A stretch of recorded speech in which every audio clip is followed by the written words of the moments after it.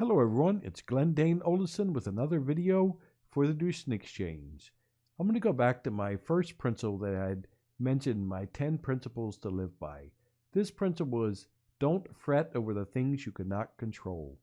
Throughout life, things are going to happen to you that you cannot control and you cannot control the outcome of.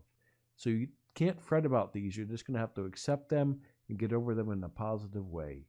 I'm going to go back to when I turned 21 years old. One morning I got up out of bed. Usually at this time it would take me about 5 to 10 minutes to get to my feet because I did struggle quite a bit and I was having trouble walking at this time. Anyway, I walked into the bathroom to get ready for the day and I had a nasty fall. And on my way down, I think my foot got caught under the ledge of the sink at the bottom near the floor. And as I fell, I think it broke a bone in the upper part of my foot. Well, anyway, when I fell down, I fell into the closet door quite hard and hit my shoulder on the way down.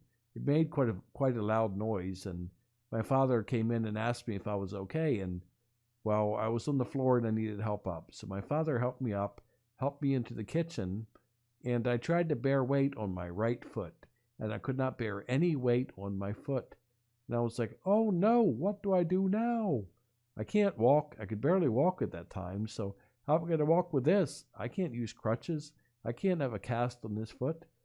So being a stubborn 21-year-old, I did not go to the hospital to get this broken bone checked. It was quite painful, but over the 3 weeks, it healed. After 3 weeks of sitting, I tried to stand up from my three-wheeled scooter. I did stand up. I successfully stood up, and it felt good to stretch my legs, but my lower back had a tremendous pain in it. I guess my tendons had tightened up too much where my back couldn't stretch, and for 20 minutes my back was in agony as I stood up. Well, I sat down and my father called the doctor and explained the situation. And well, my doctor had told me that it wasn't beneficial for me to walk anymore. He said it was too dangerous and I was probably going to hurt myself more than I just did. So my days of walking ended at that point. It felt like defeat to me, because I didn't mind walking before. I didn't mind the struggle of standing up, the struggle of having to get up and stretch my tendons every hour. Those things didn't bother me because I could actually walk. But I had to give this up. And at first I protested this very much at first. Anyway, within the next couple of weeks after when was required to use the wheelchair or the three-wheeled scooter at that time, I migrated to a wheelchair later. It was actually not bad at all. I actually loved it. It gave me that freedom that I needed. That freedom that my spirit is. The freedom of being able to go out there, going out to a field, going out to a concert, going out to a fishing pond. It's getting out there, living and being active out there in the wilderness, out there in life, going to a mall. It was so much easier in a wheelchair. So that worry was nothing. I don't know why I fretted over that, but I suggest if it happens to you, don't fret over it at all. Change is change. You've got to accept change when it comes to you.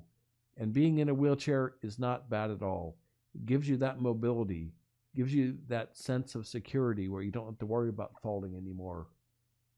So don't worry about it. When you get into a wheelchair, continue living life. And I hope that I can continue to inspire you with these videos, and I really hope that you enjoyed today's video. I will be back in a couple more weeks with another video. If you have any questions, please write me directly on the Duchenne Exchange or write me on through the contact information below. Hope to hear from you all soon. Take care.